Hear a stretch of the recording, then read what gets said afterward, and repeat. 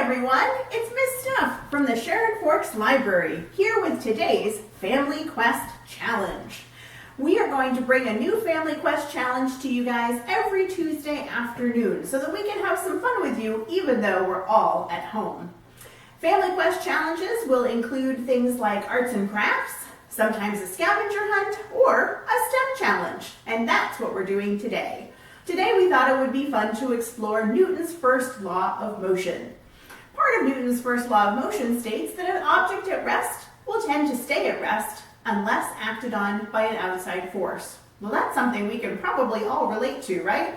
If we have a ball sitting on the table, it's not going to move unless we move it. And you've probably never seen your Legos just get up and walk away. Well, I have quite a few objects sitting on this table right now, all happily at rest. And let's see if they're going to remain at rest. Let's watch carefully. 1, 2, 3.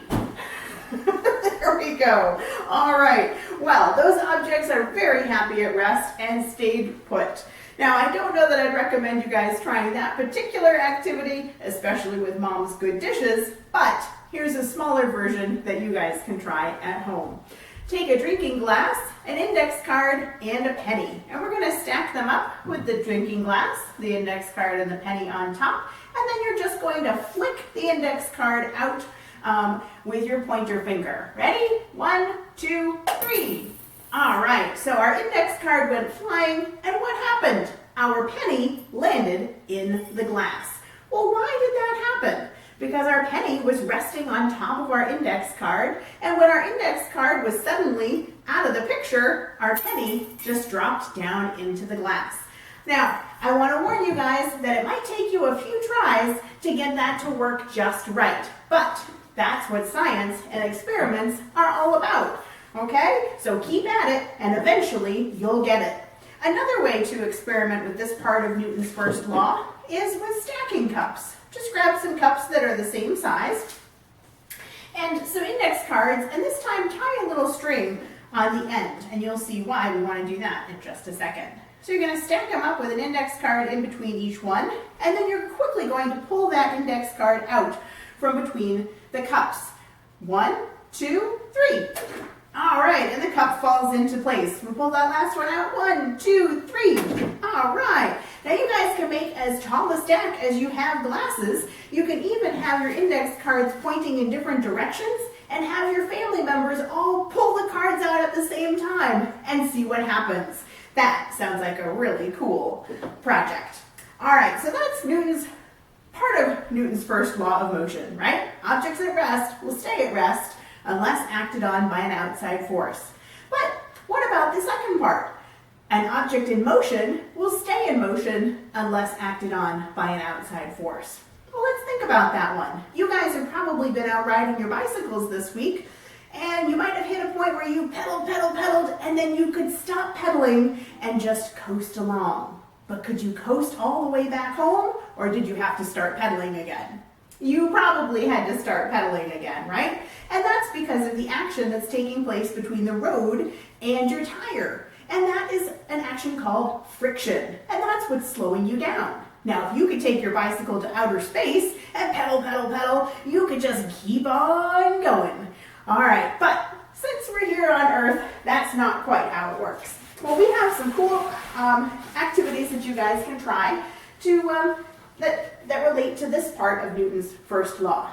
What you want to do is get yourself a ramp. You can make that out of a cardboard box, a plank of wood, or even a folding table if you unfold one set of legs. Grab some vehicles, some cars of any kind. Try to get two that are similar. Set your ramp up with a ruler on the floor and then start racing. You're going to send your cars down the ramp at the same time and see how far they travel on the floor once they've made it off the ramp. Now, once you get a pretty good match, then let's add some friction or some additional friction on the other side of the cardboard. We've got some sandpaper here. You could add felt or a towel, a sheet, anything that you guys have around. Set your cars up on either side of the ramp, let them go, and see how that friction is going to affect how far the car can travel once it hits the floor. Make sure you're using those measurements. This is a great opportunity to do that. Now, another fun thing that you can do, which also relates to Newton's first law, I'm going to come right around to the front here, is making a marble run. Marble runs are lots of fun. And how does this relate to Newton's first law? Well, if I were to drop this marble or ball into this tube, what's going to happen? It's going to fall out and hit the floor. And that's the end of it, right? Because an object in motion stayed in motion until acted on by the floor, in this case. Well, the marble run will allow us to slow that process down. If we drop our ball in here, watch it come down, whoop, we fell right over. There we go. Let's make a little adjustment there. Let's try that again. There we go. All right. So you guys can try this. Try to slow your marble down as much as you possibly can. Use all the tubes that you can find from your recycling bin and have lots of fun. Make sure you use non-marking tape, okay? All right. Now, we would love to see what you guys have been doing at home with these challenges, so please feel free to post on our Facebook or Instagram pages, and be sure to tag it FCPL. Now, when posting things, we always want you to do this with your parents. Make sure that you're not including your faces or adding any full names if you're adding a description. Okay? But we hope that we can all share the fun that we're having with these Family Quest challenges as we move forward. Another great resource that we want you to be aware of, if you want to learn more about Newton's laws of motion, is the library website. You can actually go right to the catalog and type in Newton's laws.